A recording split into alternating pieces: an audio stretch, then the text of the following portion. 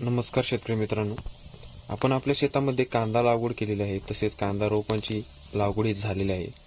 तर त्यामध्ये आपण कांद्यासाठी पहिली फवारणी आणि दुसरी जी फवारणी असते ते आपण बघणार आहोत. तर त्यामध्ये आपण पहिली फवारणी ही कीटकनाशक, बुरशीनाशक आणि टॉनिक, त्यामध्ये सिलिकॉनचा वापर करायचा आहे आणि स्टिकरचा आपण गरजेनुसार वापर करायचा आहे. तर शेतकरी मित्रांनो, आपण पहिली फवारणी बघणार आहोत. तर त्यामध्ये आपण पहिली फवारणीमध्ये जे कीटकनाशक घेणार आहोत ते प्रोफेक्स सुपर हे कीटकनाशक घेणार आहोत.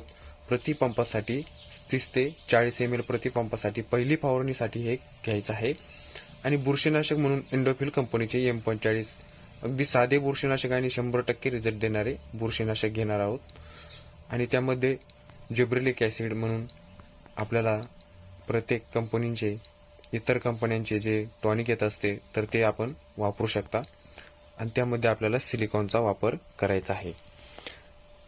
शेतकरी मित्रांनो, अगदी स्वस्तात मस्त अशी फवारणी होणार आहे, जी की आपल्याला पहिली फवारणी करायची आहे.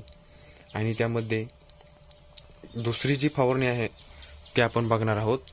तर त्यामध्ये आपण कीटकनाशक म्हणून हमला, तसेच कॅनॉन असे बाजारामध्ये अनेक प्रकारचे कीटकनाशक येत असतात.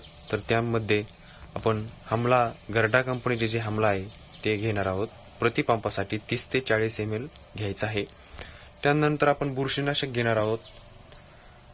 कस्टोडिया, अदामा कंपनीचे हे कस्टोडिया अत्यंत छान रिझल्ट देणारे बुरशीनाशक आहे, जे की आपल्याला पीळ नियंत्रणासाठी, तसेच शेंडा पिवळा पडला असेल तर त्यासाठी अत्यंत छान रिझल्ट देणारे हे बुरशीनाशक असणार आहे. आणि त्यामध्ये आपण बायर कंपनीचे ॲम्बिशन हे टॉनिक घेणार आहोत. शेतकरी मित्रांनो, हे फुटव्यासाठी आणि खाली जमिनीमधली जी मुळे असते ते फुटव्याचं काम हे करत असते. आणि त्यामध्ये आपण स्टिकरचा वापर करायचा आहे. आणि सिलिकॉन हे प्रत्येक फवारणीसाठी आपण सिलिकॉन घ्यायचंच आहे. शेतकरी मित्रांनो, ही दुसरी फवारणी असणार आहे, जे की स्वस्तात आणि मस्त फवारणी आपण घेणार आहोत. प्रत्येक फवारणीसाठी आपण सिलिकॉनचा वापर करायचाच आहे. शेतकरी मित्रांनो, धन्यवाद शेतकरी मित्रांनो.